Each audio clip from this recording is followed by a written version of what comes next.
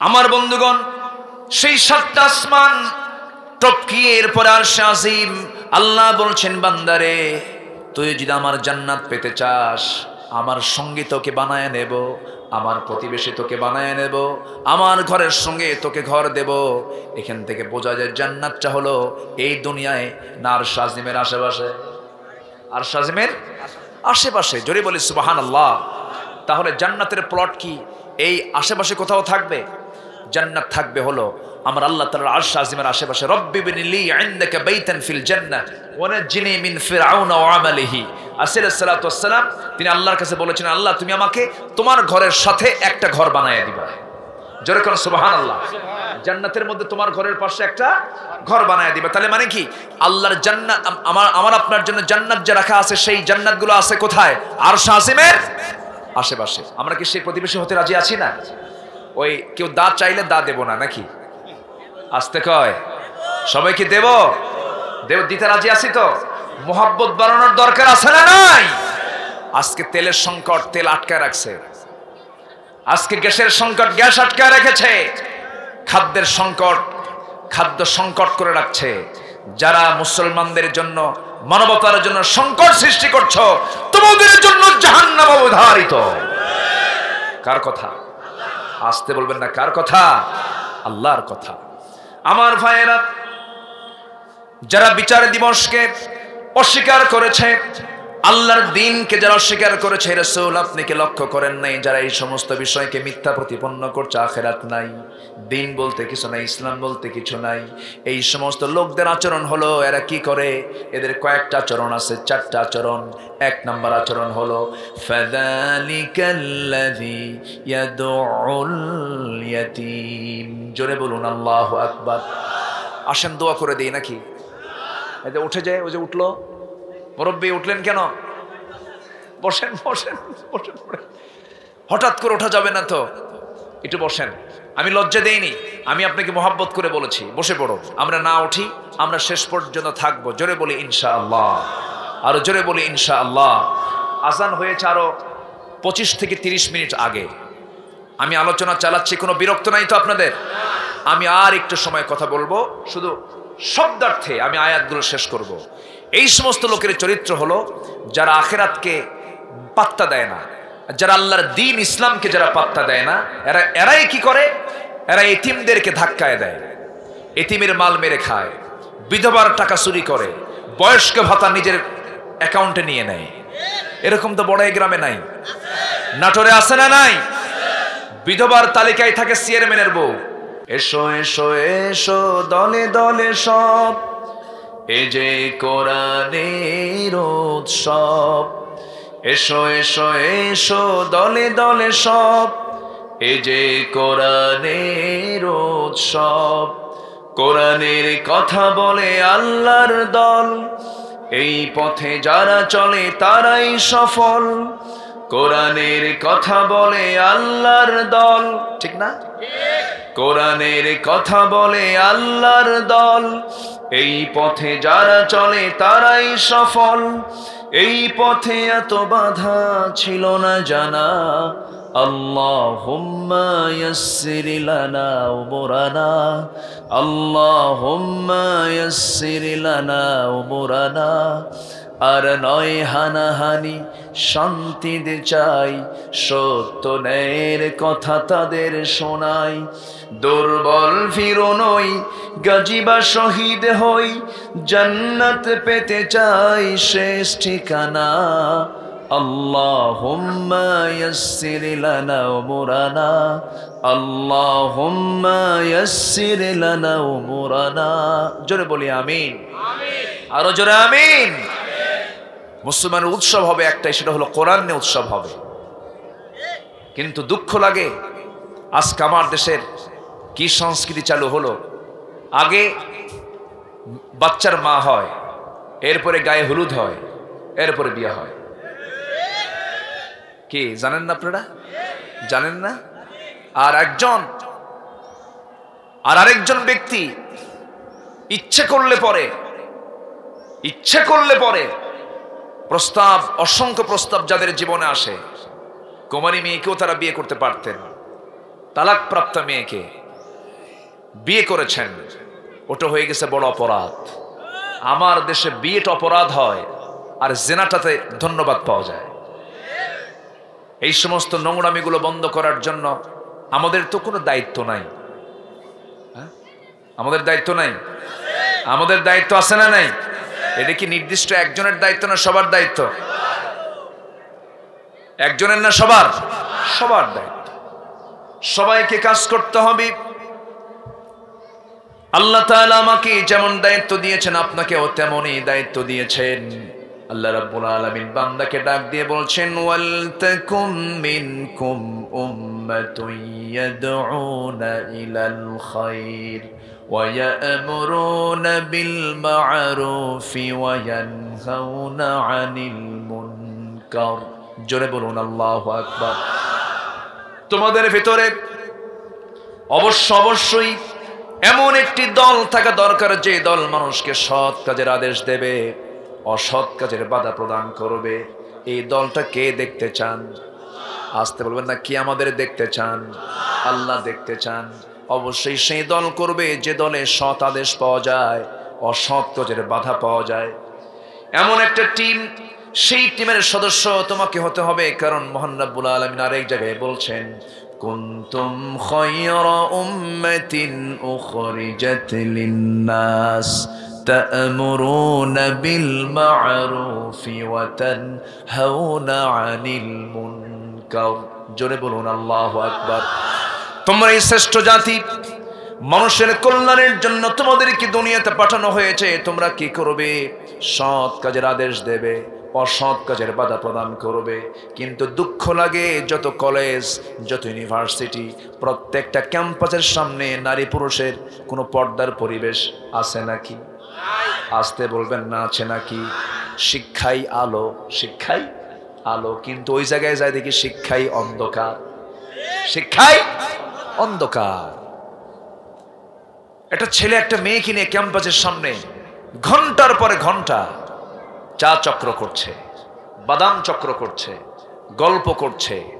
অবলীলায় একটা ছেলে একটা মেয়েকে নিয়ে, পরপুরুষ পর নারীকে নিয়ে হাঁটতেছে রাস্তায়। আমাদের চোখে বাজে না তো? আমাদের চোখে গুলো লাগে না?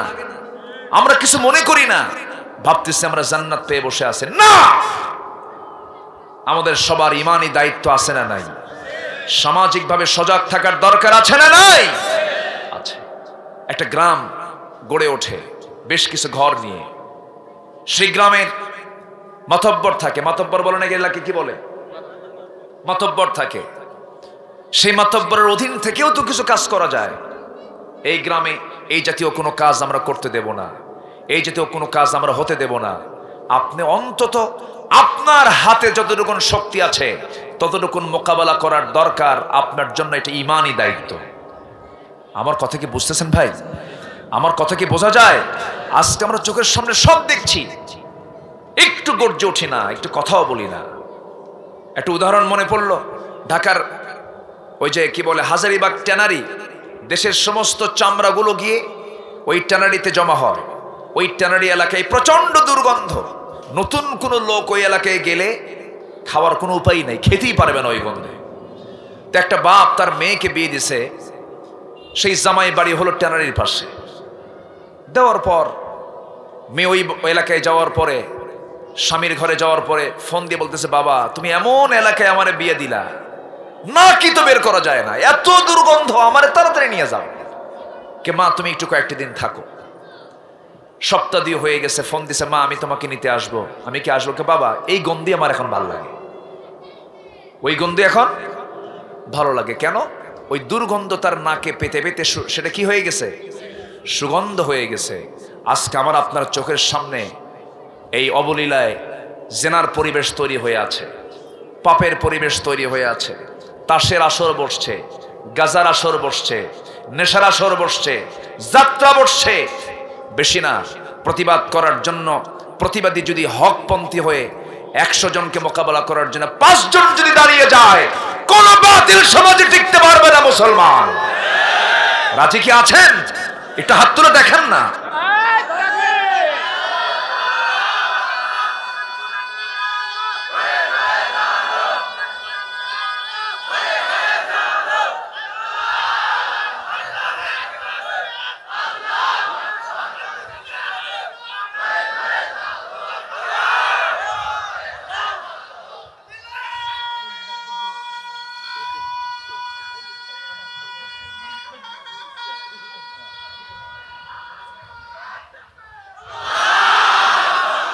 এই মদ একটু লম্বা হয়ে গেছে,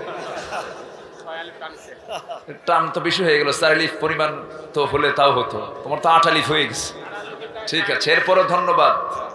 আল্লাহর নাম তো আমরা এমন করে নিতে চাই, ঠিক কিনা বলেন? আল্লাহর নাম নেব ভীরু হয়ে, ভীতু হয়ে না, সাহসী হয়ে। জনসভায় স্লোগান দেয় নারায়ে তাকবীর, জনসভায় দিছে একজন স্লোগান, এটা নিয়ে কি তুল কালাম, ঘুম নাই। বলে এই জাতীয় তাকবীর কে শিখালো তারে? আমার মনিবের নামের তাকবীর যারা দিতে বাধা দেয়, যে দল বাধা দেয় সেই দলও বিতর্কিত, ঠিক কিনা? যে দলে আল্লাহর নাম নিতে বাধা আসে সেই দল করা হারাম।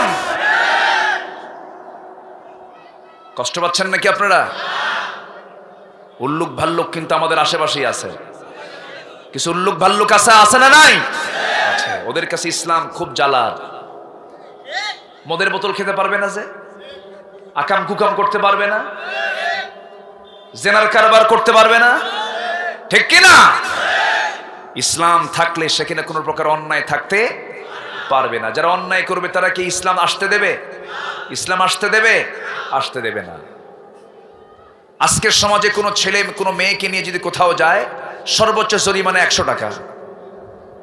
জরিমানা কত? গত বছর একজন কর্মকর্তা বলে দিলেন, দেখেন কি করব। কোন একটা কর্মকর্তার ব্যাপারে যখন কথা হলো, তো বললো দেখেন এটার শাস্তি হবে সর্বোচ্চ 100 টাকা জরিমানা। সম্মানিত ভাইয়েরা, সম্মানিত বন্ধুগণ, আমরা যদি ইমানের দাবি করি, ইমান যদি আনতে চাই, মুনাফিকের কোনো চিহ্ন জীবনে রাখা যাবে না। হারামকে হারাম বলবো, হালালকে হালাল বলবো।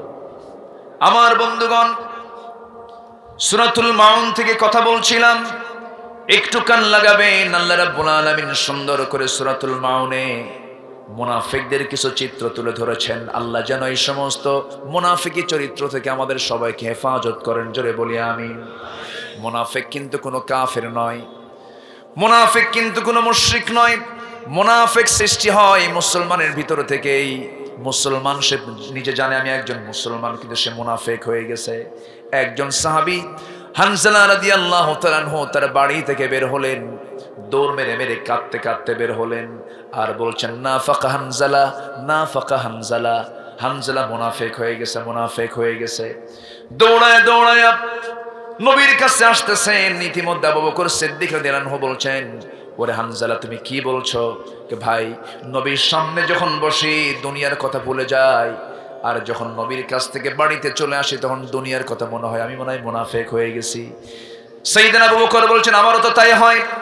নবীর কাছে চলে যাওয়া হলো, দুজন মিলেই যখন রাসূলকে বললেন, আমার রাসূল বলছেন, ও আমার আবু বকর, ও আমার হানজালা, তোমাদের মধ্যে যে চিন্তা কাজ করেছে, এই চিন্তা অবশ্যই তাকওয়ার চিন্তা, ভালো চিন্তা। তবে একটা কথা জেনে রেখে দিও, দুনিয়ার বলতে কোনো কিছু নেই। দুনিয়ার সমস্ত কাজগুলো হতে হবে কার নিয়মে? আসতে বলবেন না, কার নিয়মে?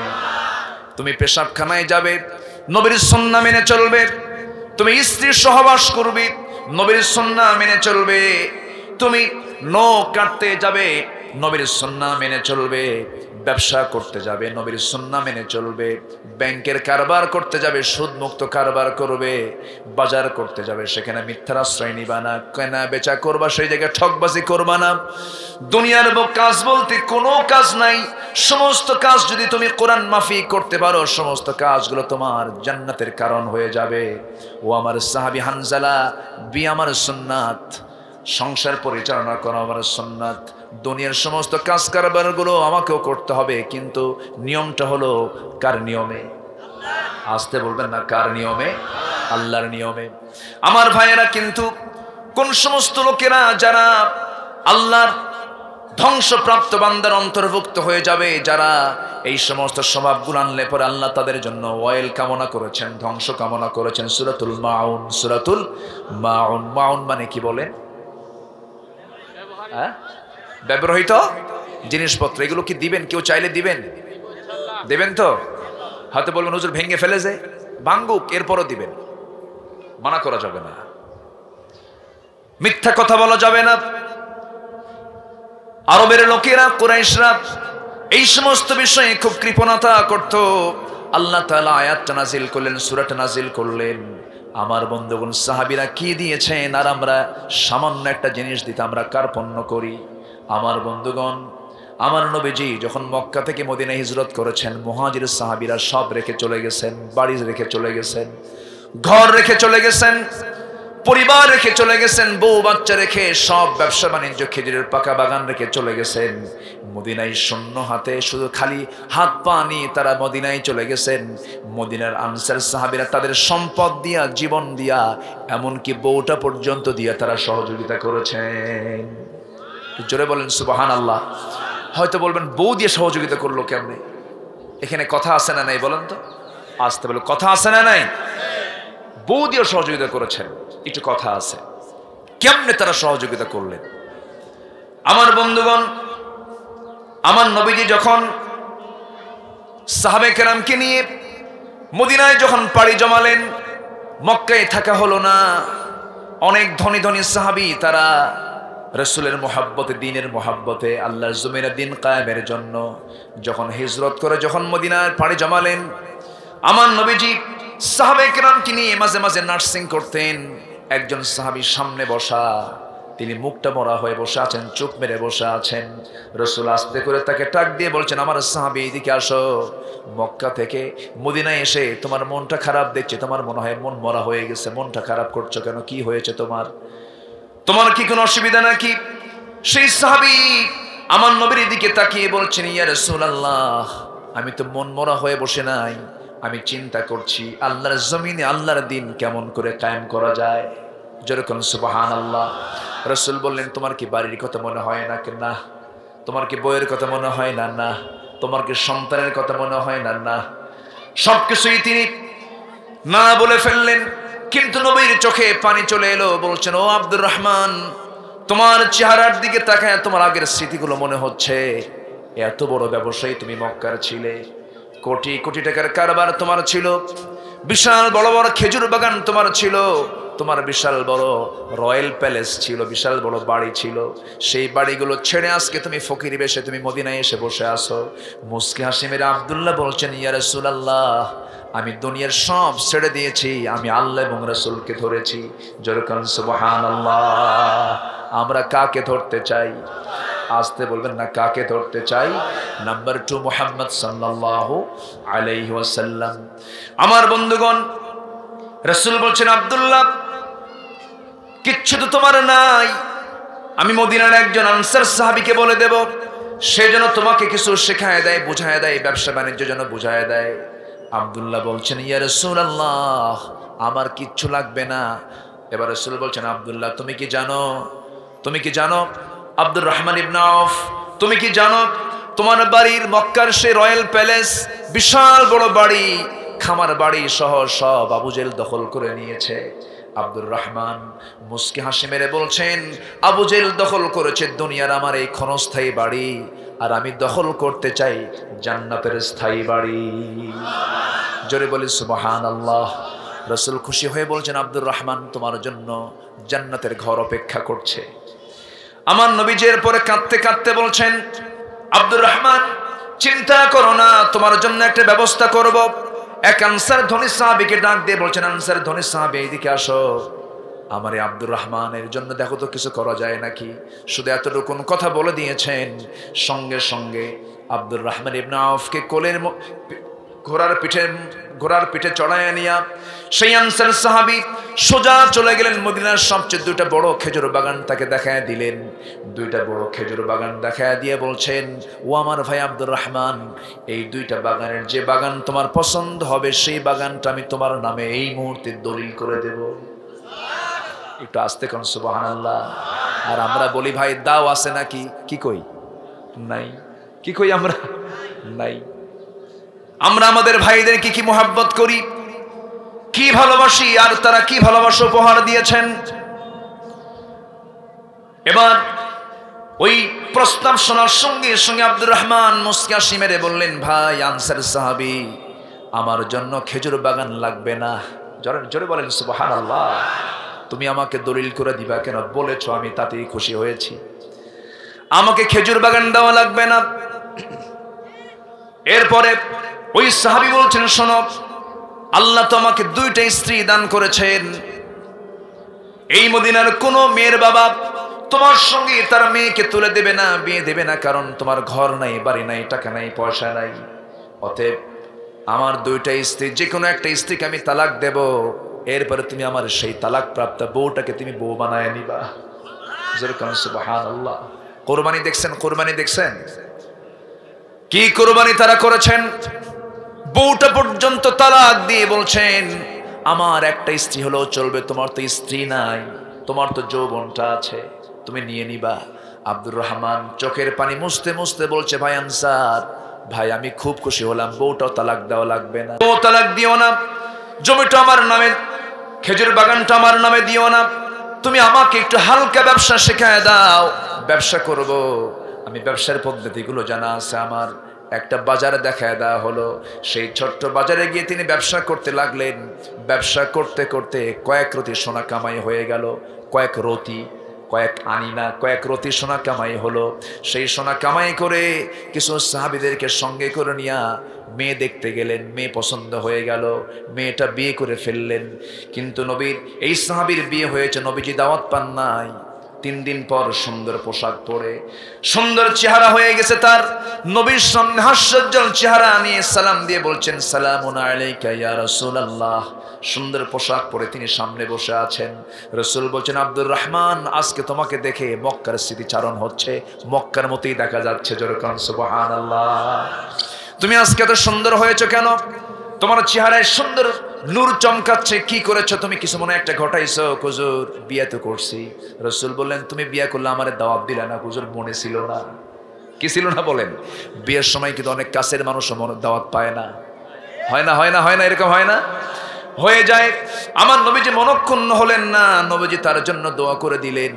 দোয়া করে বলেন, আল্লাহ, আমার আব্দুর রহমান মক্কায় যেমন ধনী ছিল, মদিনায় তুমি আল্লাহ তুমি তাকে ধনী বানায়া দাও, সম্পদের বরকত দিয়ে দাও, সন্তানে বরকত দিয়ে দাও, বইয়ে বরকত দিয়ে দাও, পরিবারে বরকত দিয়ে দাও। নবীর দোয়ার সঙ্গে সঙ্গে কবুল হয়ে গেল। সে আব্দুর রহমান ছাই হাতে নিলেও সোনা হয়ে যায়, এত সম্পদের মালিক হলেন যে তাবুক অভিযানের সময় তিনি নিজে একা 2 বস্তা সোনা তিনি দান করেছেন। জোরে বলে সুবহানাল্লাহ। পারস্পরিক সাহায্যের দরকার আছে না নাই? সহমর্মিতার দরকার আছে না নাই? উদার হওয়ার দরকার আছে না নাই? ইয়ার মুখের ঘটনা কে না জানেন? যুদ্ধের ময়দানে একজন ক্ষুধার্ত পিপাসার্ত, সেই ক্ষুধার্ত পিপাসার্ত মুজাহিদের সামনে একজন সেবক 1 গ্লাস হাতে নিয়ে দাঁড় হয়ে গেছে। ভাই, তুমি তো ক্ষুধার্ত, তুমি 1 গ্লাস এই পানিটা পান করো, তোমার ক্ষুধা নিবারণ করো, তৃষ্ণা নিবারণ করো। সে নিজে গ্লাসটা হাতের মধ্যে নিয়ে বলছে, ভাই, আমি যতটুকু তৃষ্ণার্ত, আমার দ্বিতীয় ভাইটা তার চেয়ে বেশি তৃষ্ণার্ত, তার কাছে নিয়ে যাও। সে বলল, আমি না। তৃতীয় জনকে দাও। সে বলল, আমি না। চতুর্থ জনকে দাও। সে বলে, আমি না। পঞ্চম জনকে দাও। সে বলে, আমি না। ষষ্ঠ জনকে দিয়ে দাও। ষষ্ঠ জনের হাতে গ্লাস চলে গেল, কেউ পানি পান করে না। ষষ্ঠ জন বলছে, প্রথম জনের কাছে চলে যাও। প্রথম জনের কাছে সেবক হাতের গ্লাস নিয়ে এসে দেখে অলরেডি প্রথম জন পানির যন্ত্রণায় ছটফট করতে করতে শাহাদত বরণ করেছেন। এরকম করতে করতে 6 জনই দুনিয়া থেকে বিদায় নিলেন। একজনকে আরেকজন কেমন ভালোবেসেছেন, ইতিহাস থেকে শিক্ষা নেওয়া দরকার আমাদের। সুবহানাল্লাহ। আমার ভাইয়েরা, সূরাতুল মাউনে আল্লাহ তাআলা এই বিষয়টাই বোঝাতে চাচ্ছেন। এই সমস্ত চরিত্র তাদের হয় যারা ঠুনকো বিষয়কে কেন্দ্র করে মিথ্যাচার করে, মিথ্যা কথা বলে। এদের জন্য আল্লাহ ধ্বংস কামনা করেছেন। আল্লাহ তার রাসূলকে জানিয়ে দিচ্ছেন, আরাআইতা, আপনি কি লক্ষ্য করেছেন? আরাআইতাল্লাযী ইউকাযযিবু বিদ্দীনি ফাযালিকাল্লাযী ইয়াদউল ইয়াতীম ওয়া লা ইয়াহুদ্দু আলা তাআমিল মিসকিন ফাওয়াইলুল লিল মুসাল্লিন আল্লাযীনা হুম আন সালাতিহিম সাহুন আল্লাযীনা হুম ইউরাউনা ওয়া ইয়ামনাউনাল মাউন। জোরে বলুন আল্লাহু আকবার। এই সূরার মধ্যে যে চরিত্রগুলো তুলে ধরা হয়েছে, ব্যাখ্যা এসেছে, মূলত এগুলো মুনাফিকদের চরিত্র। নাম্বার 1 হলো, হে রাসূল, আপনি কি লক্ষ্য করেন নাই যারা দিনকে মিথ্যা প্রতিপন্ন করেছে? কি কে বলেন? বলেন বলেন, দিন। দিন কাকে বলে? দিনের ব্যাখ্যা আছে অনেক লম্বা। দিনের এখানে আমি দুইটা অর্থ বের করব। দিনের মোটামুটি 19টা অর্থ আছে। কয়টা বলেন, কয়টা বলেন? 19টা। শুধু দিনের ব্যাখ্যা দিতে গেলে আজকে রাত পার হয়ে যাবে, শেষ করা যাবে না, অনেক লম্বা লম্বা কথা। আমার বন্ধুগণ, দিন মানে হলো বিচার দিবস। আমরা সূরা ফাতিহার মধ্যে বলি, সূরা ফাতিহার মধ্যে আমরা বলি, যারা পারেন আওয়াজ দিয়ে বলেন, সবাই বলেন আলহামদুলিল্লাহি রাব্বিল আলামিন আর রহমানির রহিম মালিকি ইয়াউমিদ্দিন। এখানে দিন মানে হলো আখিরাত, দিন মানে হলো বিচার দিবস। বিচার করবেন কে? আসতে বলবেন না কে? তার বিচার হবে অসমান না সমান? তার বিচার হবে বেইনসাফি না ইনসাফ? তার বিচারটা হবে ব্যাঠিক না সঠিক? তার বিচারটার মধ্যে কোনো ঘুষ চলবে নাকি? কোনো হ্যালো আছে নাকি? কোনো বিনিময় আছে নাকি? দুনিয়াতে মনে হয় এগুলো নাই। আসতে বলবেন কেন? আছে না নাই? আচ্ছা, দুনিয়াতে এগুলো আছে। নবীরাও ষড়যন্ত্রের শিকার হয়ে মামলা খেয়ে জেল কারাবরণ করেছেন। মামলা উল্টায় দিয়েছে, নবীদের বিপক্ষে রায় দিয়ে দিয়েছে, ফাঁসির রায় দিয়েছে, জেলের রায় দিয়েছে। ইউসুফ আলাইহিস সালাম জেলখানায় থেকেছেন। আবার অনেকে বলে দোষ না থাকলে কি জেলে যায়? এরকম বলার লোক আছে না নাই? আসতে বলবেন না আছে না নাই? তাহলে ইউসুফ যে জেল খাটলেন, তুমি নবীকে গালি দিবা? বরঞ্চ মুমিনের জন্য দুনিয়া হলো জেলখানা, ঠিক কিনা? যার এই সুন্নত আদায় হয় নাই, যার জীবনে এই সুন্নত আসে নাই, ভাবতে হবে আল্লাহ পাক তাকে এখনো পরীক্ষার মধ্যে ফেলেন নাই। কি কথা কি বোঝা গেল? কথা কি ক্লিয়ার? সমাজে কিছু শ্রেণী আছে, কিছু মুসলমান আছে, তারা ঝামেলায় যেতে চায় না। বলে ভাই আপনি কিছু করেন কি? ভাই আমি কিচ্ছু করি না, আমি নিরপেক্ষ। যে বলে আমি নিরপেক্ষ, ওটা হলো মুনাফিক নাম্বার 1। আমার পক্ষ নাই? আসতে বলে কেন? আমার পক্ষ আছে না নাই? আমি কার পক্ষের লোক? কার দল? আসতে বলবেন কার দল? যে বলে আমি নিরপেক্ষ, সে তো শয়তানেও নাই, আল্লাহর দলেও নাই, ও আছে মুজাবজাবিন, অর্থাৎ মুনাফিকের কাতারে। এদের দিয়ে কিছু হয় না। যে পুরুষও না, যে মহিলাও না, ওর দিয়ে কি বাচ্চা আশা করা যায়? আসতে করে, ওর নিয়ে কি বাচ্চা আশা করা যায়? ওর জীবনে কি কপালে সংসার জুটবে? জুটবে না। যারা বলে আমি নিরপেক্ষ, ইজরা। কষ্ট পাচ্ছেন নাকি আপনারা? হ্যাঁ, এই থামেন। আমার ওইদিকে আবার সম্পত্তির বন্টনে যাচ্ছেন কেন? সময় তো অল্প, আমার কথা বলতে দেন। কষ্ট পাচ্ছেন নাকি আপনারা? তারাও আল্লাহর গোলাম, তারাও আল্লাহর সৃষ্টি, তারা আল্লাহর সৃষ্টি। আমি তাদেরকে হেয় করছি না। আল্লাহ তাআলা এগুলো দেখায়া দেন, এগুলো নিদর্শন দেখান যে বান্দা দেখ, আমি তোকে ওর চেয়ে কত ভালো রেখেছি। বলি আলহামদুলিল্লাহ। তাদেরকে অবহেলা করা যাবে না। তাদের সম্মান মর্যাদা আছে না নাই? আছে। কিন্তু তাদের জন্য ওই সমস্ত পুরুষের বিয়ে করা হারাম যার পুরুষত্ব নেই, তার জন্য বিয়ে করা কি? বলেন বলেন বলেন বলেন, হারাম। জুলাইখা ইউসুফ আলাইহিস সালামের সঙ্গে তার যে একটা মানে সম্পর্ক তৈরি করার যে একটা চেষ্টা করেছিল, ইউসুফ করেছিলেন না জুলাইখা করেছিল? জুলাইখা। এটা কি দুই পক্ষের ছিল না এক পক্ষের ছিল? এক পক্ষপাতমূলক। কিন্তু এই কথাটাকে রূপ দিয়ে মিথ্যাচার করা হয় অনেক গানের ভিতরে। যে বন্ধু ইউসুফ হইয়া আমি জুলাইখারে থুইয়া কেমন করিয়া ছুট্টা যায়, এটা কি ধর্মীয় অনুভূতিতে আঘাত নয়? আঘাত নয়? কাকে গালি দেওয়া হয়েছে এখানে? কাকে দোষী সাব্যস্ত করা হয়েছে? আল্লাহর নবীকে। কিন্তু চিন্তা করেন, ইউসুফ আলাইহিস সালাম 100% চরিত্রবান একজন যুবক, যিনি কোনো নারীর দিকে তাকান নাই, সুশ্রী সুন্দর চেহারার। জুলাইখা তাকে ঘরের মধ্যে ডাক দিয়ে 12টা দরজা লাগায় দিয়ে বলতেছে, ইউসুফ, পৃথিবীর একটা পিঁপড়াও আমাদের কোনো খবর জানবে না, আমার দিকে একটু তাকাও, আমি তোমার জন্য পাগল হয়ে গেছি, অস্থির হয়ে গেছি। ইউসুফ বলছেন, তুমি আমার জন্য পাগল আর আমি আল্লাহর জন্য পাগল। জোরে বলি সুবহানাল্লাহ। তাহলে পৃথিবীতে পাগল হলো দু প্রকার, একটা দুনিয়ার পাগল আর একটা কার পাগল? আসতে বলবেন কার পাগল? আমরা পাগল হব কার? যে যে দুনিয়ার পাগল হতে গেলে দুনিয়া আমাকে লাথি মেরে কবরে পাঠাবে, সেই পাগল হয়ে লাভ আছে নাকি? আমার হায়াত ফুরে যাবে, দুনিয়া আমাকে লাথি মেরে কবরে পাঠাবে, আর আমার আল্লাহকে আমাকে লাথি মারবেন? আমার আল্লাহ আমাকে ওই দুঃসময়ের কাছে টানবেন। জোরে কোন সুবহানাল্লাহ। তিনি এখনো টানেন, ওই সময়ও টানবেন। ইউসুফ বললেন, না, তুমি আমাকে পাবে না, আমি আল্লাহকে পেতে চাই। জুলাইখার কৌশল তো অন্য ধরনের, বিভিন্ন কৌশল করতে লাগলো সে। কৌশল করতে করতে এক পর্যায়ে মাথার চুলের খোপা ছেড়ে দিল, শরীরের সমস্ত অঙ্গভঙ্গি করে তার সামনে ঝুঁকে পড়তে লাগলো। ইউসুফ আলাইহিস সালাম চক্ষু বন্ধ করে ভয়ে কেঁদে ফেললেন। কার কাছে? আসতে বলবেন না, কার কাছে? এই ঈমান কি ছোটখাটো ঈমানের পরিচয়? আসতে ছোটখাটো ঈমানের পরিচয়? কোন মেয়ে যদি বলে, এই যুবক তোমার চক্ষু কত সুন্দর টানা টানা, যুবক বলবে, শোনো 3 রাত তো ঘুমাইনি, চোখটা আরো টানা হতো। আর জুলাইখা ইউসুফকে বলতেছে, ইউসুফ তোমার সুন্দর ডাহুক চোখ আমাকে পরাজিত করেছে, আমি তোমাকে পেতে চাই। তিনি বললেন, এই চোখ কিয়ামতের দিন আল্লাহ তাআলা উপরে তুলবেন। বলা হচ্ছে তোমার চামড়াগুলো কত সুন্দর মসৃণ, জাহান্নামের চিরুনি দিয়ে টেনে ছেঁড়া হবে। পাল্টা জবাব দিচ্ছেন, সব শুধু একমাত্র কার ভয়ে? আসতে বলবেন না, কার ভয়ে? আল্লাহর ভয়ে।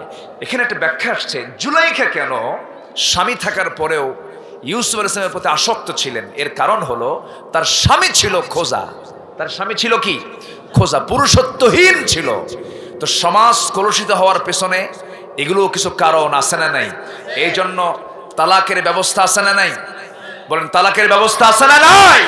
আছে। বিয়ে হওয়া মানেই বন্দি জীবন তা কিন্তু নয়। ইসলাম নারীকে ঠকায়নি, ইসলাম পুরুষকেও ঠকায়নি। সবার ন্যায্য অধিকার প্রতিষ্ঠার জন্য আল্লাহ তাআলা তালাক নামে একটা সূরাও দিয়েছে। আছে না? তালাক নামে সূরা আছে না নাই? আছে। সম্মানিত ভাইয়েরা, কথায় তো কথা বাড়ে, আমি মূল আলোচনার দিকে চলে যাচ্ছি। আমরা কি মুনাফিকের কাতারে যেতে চাই? যেতে চাই। আমরা বিচার দিবসকে বিশ্বাস করি কিনা? কিন্তু মুনাফিকরা কিন্তু বিচার দিবসকে বিশ্বাস করে না। হুজুররা ওয়াজ করে, আসলে কি মরার পরে কি এই জান্নাত জাহান্নাম আছে? তো এরকম বলার লোক কিন্তু আছে। আসতে বলে, এই আছে না নাই? বলেন, আছে না নাই? আছে। এরকম বলার লোক কিন্তু আছে, কিন্তু সেই লোক কখনো বলতে পারবে না যে লোক কোরআনটাকে সুন্দর করে বুঝতে পেরেছে, জানতে পেরেছে। আমি আমার ব্যক্তিগত জীবনের একটা কথা আপনাদেরকে শোনায় দেই। আমার সবচাইতে বড় সাহস হলো কোরআন। আমার জীবনের সবচাইতে বড় পাওয়া হলো কোরআন। আমি যদি কোরআনটাকে না পেতাম, আমি কিছুই পেতাম না। এই জন্য আমার ভাইয়েরা, জীবনে যত জ্ঞান আপনি অর্জন করেন না কেন, যত শিক্ষিত হন না কেন, যে কোরআন দিয়ে আপনি আল্লাহকে চিনতে পারলেন না, আপনার জ্ঞান অর্জনের 4 পয়সা মূল্য আল্লাহর কাছে নাই। সবার আগে আমরা কোরআনটা শিখবো কাকে চেনার জন্য? আসতে বলবেন না, কাকে চেনার জন্য? আল্লাহকে চেনার জন্য। আমরা একটা সূরা পড়ি, সাব্বিহ ইসমা রাব্বিকাল আ'লা। আমার আল্লাহ শুধু উপরে না, সবার উপরে? শুধু উপরে না, সবার উপরে? আচ্ছা, সবার উপরে। তিনি কত দূরে? বলেন, তিনি কত দূরে? বলেন।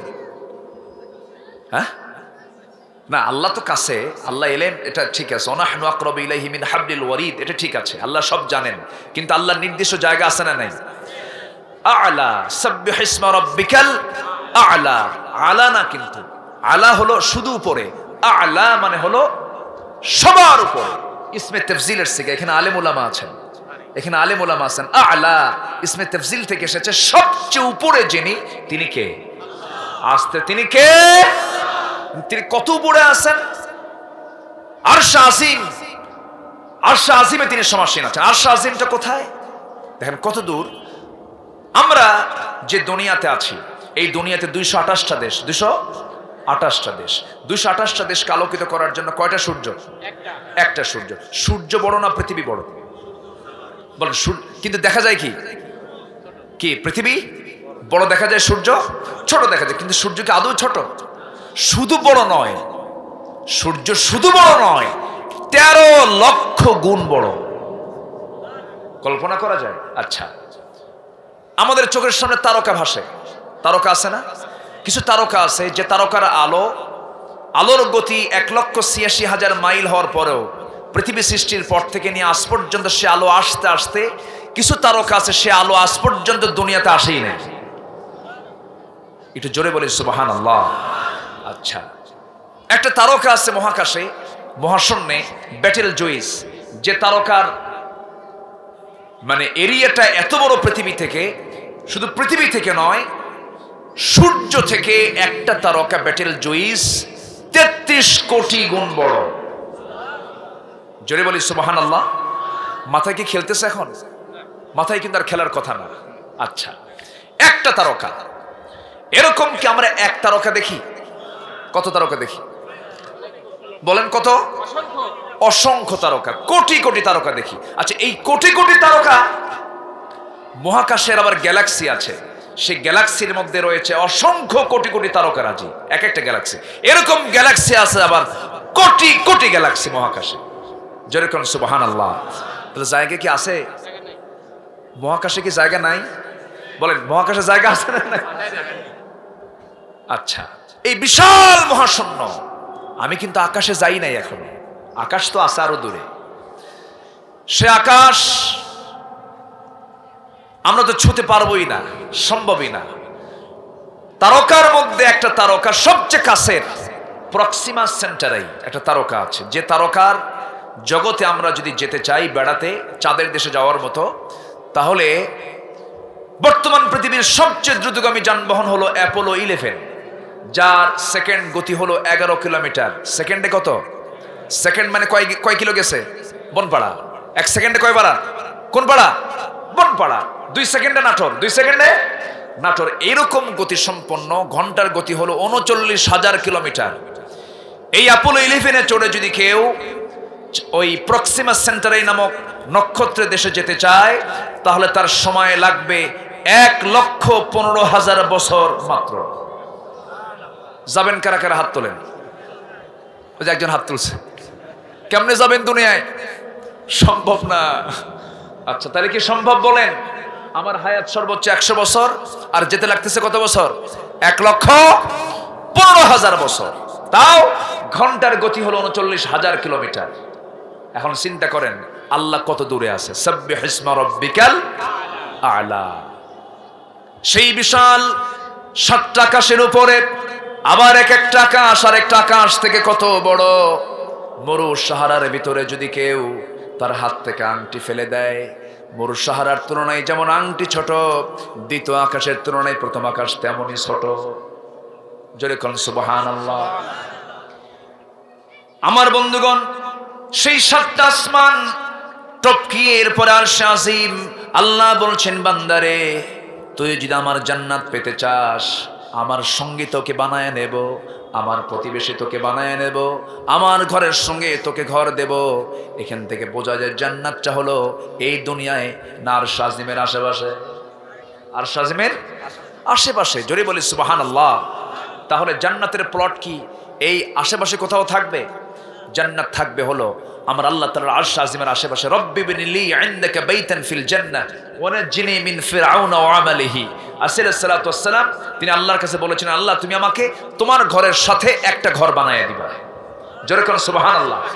জান্নাতের মধ্যে তোমার ঘরের পাশে একটা ঘর বানায় দিবা। তাহলে মানে কি? আল্লাহর জান্নাত, আমার আপনার জন্য জান্নাত যে রাখা আছে, সেই জান্নাতগুলো আছে কোথায়? আরশ আজিমের আশেপাশে। আমরা কি সেই প্রতিবেশী হতে রাজি আছি না? ওই কেউ দা চাইলে দা দেব না নাকি?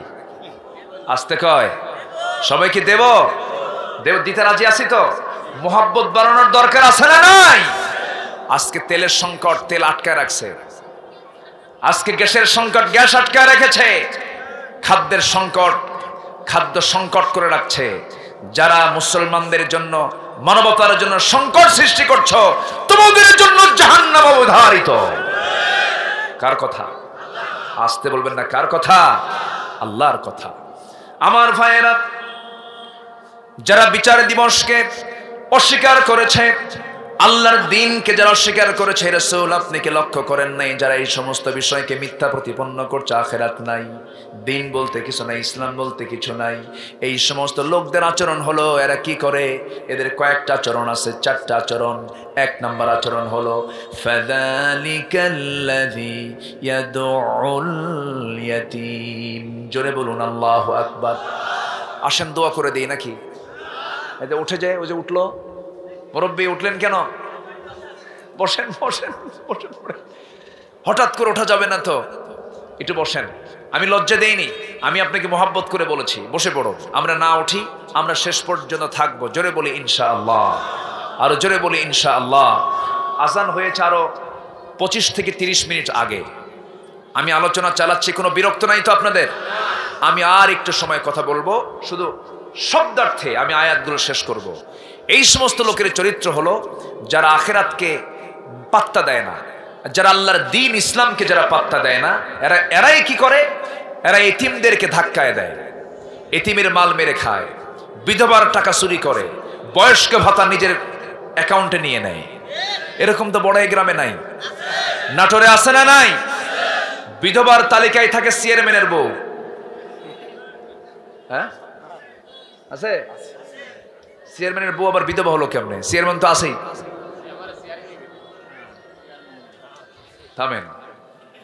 তাহলে যারা এই সমস্ত চরিত্র যাদের ভিতরে থাকে, তারা কি আসলেই কি আল্লাহর দ্বীন ইসলামকে তারা মানে? আসতে বলবেন না মানে। ওই সমস্ত লোকগুলো আবার কি করে? ওয়ালা ইয়াহুদ্দু আলা তুআমিল মিসকিন। এই সমস্ত লোকগুলো মিসকিনদেরকে খাবার দানে উৎসাহিত করে না, মিসকিনদের পাশে দাঁড়ায় না। হুকুমটা কে দিয়েছেন? ওই সমস্ত লোকগুলো যাকাতকে জরিমানা মনে করে সুদের কারবার করে। আজকে সমাজে সুদ চালু আছে না যাকাত চালু আছে? কি চালু আছে বলেন? সুদের যত বড় মহাজন হতে পারবেন, আপনি নোবেল পুরস্কার পেয়ে যাবেন। কি পুরস্কার পেয়ে যাবেন? আছে না? আছে না? পুরস্কার আছে না? আপনি সুদের মহাজন হবেন, নোবেল পুরস্কার আপনাকে দিয়ে দেবে। আমার বন্ধুগণ, আমরা দুনিয়ার কোনো পুরস্কার পেতে চাই না। যে ব্যক্তি এতিমের মাল মেরে খেলো, সে জাহান্নামের আগুন তার পেটের মধ্যে উঠায় নিল। আমার বন্ধুগণ, মিসকিনদেরকে আপনি ধমক দিবেন, আপনি ইমানদার হতে পারেন না। মিসকিনদের পাশে আপনি দাঁড়াবেন, ফকিরের পাশে আপনি দাঁড়াবেন। ধনী করেছেন কে? আবার গরিব করে দেন কে? সকালবেলা লামির রেতই, ফকির সন্ধ্যাবেলা। আপনি আজকে ধনী আছেন, কালকে আপনি ফকির হয়ে যাবেন। ফকিরটা হলো নিরাপদ, ধনীটা হলো বিপদ। কারণ ধনী হলেই তার জবাবদিহিতা বেড়ে যাবে। এই দুনিয়াতে যারা ফকির থাকবে, আখিরাতে তারা তাদের প্রভাব বিস্তার করবে। আখিরাতে তাদের দাপট থাকবে আল্লাহর সামনে, তারা বিশাল পাওয়ার পেয়ে যাবে। আর দুনিয়াতে যাদের সম্পদ হবে, ধন সম্পদ বেশি হবে, তারা কিয়ামতের দিন অসহায় হয়ে যাবে। এই জন্য দুনিয়াতে যারা প্রভাব কম, আখিরাতে তার প্রভাব বেশি। আর দুনিয়াতে যারা প্রভাব বেশি থাকবে, আখিরাতে তার প্রভাব কমে যাবে। আজকে মাতব্বরি করো, মাস্তানি করো, এরপরে প্রভাব খাটাও, আজকের দুনিয়াতে তুমি চালায়া যাও, হাসরের ময়দানে তোমার কোনো মূল্য থাকবে না। কষ্ট পাচ্ছেন আপনারা? যার মাতব্বরি করে যাক, আমরা তো আসি, সামনে যাবো ইনশাল্লাহ, আল্লাহর সামনে হাজির হব না ইনশাল্লাহ? হাজির হব না ইনশাল্লাহ? এই প্রিপারেশন আমরা নেব। জোরে বলি ইনশাআল্লাহ। আল্লাহ তাআলা এরপরে বলছেন, শোনো, এই সমস্ত লোক আবার কি করে? আবার নামাজও পড়ে, এত সুন্দর করে নামাজ পড়ে, প্রথম কাতারে নামাজ পড়ে যায় নামাজটা ফেলে দেয়, ঘাড়ে করে সুন্দর মক্কা থেকে হজ করে আনছে যায় নামাজ। আছে না নাই বলেন? মক্কা থেকে হজ করে যায় নামাজ আনছে, বিশেষ দিনে মসজিদে চলে যায়, যায় নামাজটা দিয়ে সামনে ফালায়, আগে ফোন দিয়ে মুয়াজ্জিনকে বলে, শোনো, আমার জায়গা যেন কেউ না দখল করে। মসজিদ দখল, জমি দখল করতে করতে মসজিদের নামাজের জায়গাও দখল। আসতে কোন কেন আসে না? এরকম আসে না? মুয়াজ্জিনকে আগে ফোন দিয়ে বলে, ভাই আমার আসতে দেরি হচ্ছে, সামনের জায়নামাজের জায়গা একটা থুয়ে দিস। আছে না? আছে না? নয় আছে। দখল হতে হতে মসজিদ পর্যন্ত দখল। মসজিদ কমিটির সেক্রেটারি সুদখোর হয়, মসজিদ কমিটির সভাপতি ঘুষখোর হয়। খতিব কি খুতবা দেবে বলেন তো? খতিব তো খুতবা দেবেই। খতিব খুতবা দিতে নিয়ে যখনই বলছে সুদের কারবার করা যাবে না, হঠাৎ করে সেক্রেটারির দিকে তার নজরটা চলে গেছে। নামাজের পরে সেক্রেটারি বলে, হুজুর আপনি তো আমার দেখে দেখি বললেন, আমার কথা কি বোঝা যায়? অতএব দেখি আর না দেখি, খতিবের দায়িত্ব হলো হক কথা বলা, এবং মুসল্লির সমস্ত মুসল্লির দায়িত্ব হলো সুদখোর সেক্রেটারিকে মসজিদ থেকে ঘাড় ধাক্কা দিয়ে বের করে দেওয়া। আমাদের সমাজে জেগে ওঠার দরকার আছে না নাই? আছে। কষ্ট পাচ্ছেন আপনারা? যার মেয়ে, যার বউ বেহায়া হয়ে ঘোরাফেরা করবে, সে কেমনে মসজিদের সভাপতি হবে? মসজিদকে আমরা কলঙ্কিত করতে চাই না। মসজিদের দায়িত্ব পালন করবে কারা? কোরআন সে বক্তব্য মনে দেয় নাই? কোরআনের সে বক্তব্য আছে না নাই? হ্যাঁ। কোরআনে সে বক্তব্য আছে। সেই দায়িত্ব পালন করবে যে ব্যক্তি একমাত্র ভয় করবে কাকে? যে আখিরাতকে বিশ্বাস। ইন্নামা ইয়ামুরু মাসাজিদাল্লাহি মান আমানা বিল্লাহ। আল্লাহু আকবার বলেন। ফাওয়াইলুল লিল মুসাল্লিন, ওই সমস্ত মুসল্লির জন্য ধ্বংস যারা কি করে? দুটা কাজ করে। নামাজ ঠিকই পড়ে কিন্তু দুটা কাজ করে, দুটা ভাবে তারা নামাজ পড়ে। তাহলে নামাজ পড়েও জাহান্নামে যাওয়ার বান্দা আছে না নাই? বলেন, নামাজ পড়েও জাহান্নামে যাওয়ার বান্দা আছে না নাই? আবার এই যুক্তি খাড়া করে দরবারের কিছু মুরিদরা বলে নামাজ পড়লে কি জান্নাত পাওয়া যাবে? তোমরা কি ফাওয়াইলুল লিল মুসাল্লিন পড়ো নাই? কিছু মুসল্লি জাহান্নামে যাবে, এজন্য আমরা নামাজই যাই না। এরকম কিছু আছে না নাই? ফাওয়াইলুল লিল মুসাল্লিন, মুসল্লিদের জন্য ওয়াইল, মুসল্লিদের জন্য জাহান্নাম। অতএব আল্লাহ যেহেতু কইছে মুসল্লিদের জন্য জাহান্নামে, যেন আমরা নামাজই যাই না। এরকম পাবলিক কিছু আছে না নাই? মসজিদের সামনে গরু বেঁধে রাখছে, গরু দড়ি ছিঁড়ে মসজিদে ঢুকছে, সবাই ডেকে বলছে গরু কার? গরু কেমনে ঢুকলো মসজিদে? গরুওয়ালার সামনে দাঁড়ায় বলে, ভাই আমার গরু, ভালো করে বাঁধতে পারো না? ভাই কি বলবো, গরু বোঝে না, গরু মসজিদে ঢুকছে, আমি বুঝি তো এই জন্য আসি না। কি কথা বোঝেন না? এরকম বেকুব, গরুর চেয়েও জঘন্য, চতুষ্পদ জন্তুর চেয়েও জঘন্য। উলাইকা কাল আনআমি বাল হুম আদাল। আছে না নাই? আছে। এরকম কিছু আছে, চতুষ্পদ জন্তু কিছু আছে, ওরা বোঝে না। আমরা নামাজ পড়বো নামাজির মতো, জোরে বলি ইনশাআল্লাহ। লোক দেখানো নামাজ আমরা পড়তে যাব। নামাজ পড়বো কার জন্য? আস্তে কার জন্য? আল্লাযীনা হুম আন সালাতিহিম সাহুন, যারা অবহেলা করে নামাজ পড়ে, যারা লোক দেখানো নামাজ পড়ে। নির্বাচন আসলে মাথায় টুপি আসে, আসে না নাই? হাতে তসবিহ আসে, ঘাড়ে যায় নামাজ আসে, এক আসর নামাজ 6 বার পরে 6 বাড়িতে যায়। এরকম আছে না নাই? এদেরকে চিনে রাখেন, এদেরকে শনাক্ত করেন। এরাই সবচাইতে ধর্ম ব্যবসায়ী, যারা এগুলোকে বিক্রি করে খায়। আলহাজ নাম না বললে পরে মন খারাপ করে, আছে না? আরে 4 লাখ টাকা খরচ করে হজ করে আসলাম, তুমি আমরা আলহাজ কও না? এরকম বেকুব আছে না? আছে না? আমরা যা কিছু করব কার জন্য? আসতে বলবেন না, কার জন্য? আল্লাহর জন্য করব। আজান অনেক আগে হয়ে গেছে, আর কিছু সময় যদি আমি ক্ষেপণ করি, নামাজের সময় একদম লাস্ট হয়ে যাবে। সব দিকে আমি খেয়াল করব, কিছু আনুষ্ঠানিকতা আছে, কিছু কাজও আছে। অনেক মা বোন আজকের মাহফিল আসছেন। আল্লাহ তুমি মা বোনদেরকে দ্বীনের জন্য কবুল করো, পর্দায় থাকার তৌফিক দাও। কিসের পর্দা? সিনেমার পর্দা? সিনেমার পর্দা, রূপালী পর্দা, দরজার পর্দা, জানালার পর্দা। দরজার পর্দা, জানালার পর্দার দাম 5,000, 6,000, 10,000 আছে না নাই? আছে। এগুলো পর্দা খুব মজবুত লাগায়, কিন্তু মেয়েদের গায়ের পর্দা নেই। তাহলে কোন পর্দা আগে দরকার? বলেন, কিসের পর্দা আগে দরকার? শরীরের পর্দা আগে দরকার। সব ভাই বোন এখানে আছেন, সব ভাইরা আছেন, সবার বোন আছে, মা আছে, সবাইকে বলবেন তুমি আজকে ঢাকবা, আমি নিরাপদ হব। তুমি পর্দায় থাকবা না, আমি দায়ুস হয়ে যাব। ওরা করবে অপরাধ আর আমার খেতাব হবে আমি দায়ুস। আমি কি? দায়ুস। আর দায়ুস লোক জান্নাত না জাহান্নাম? জাহান্নাম। সবার মা বোন স্ত্রী যাদের আছে সবাইকে আল্লাহ তুমি পর্দায় থাকার তৌফিক দিয়ে দাও।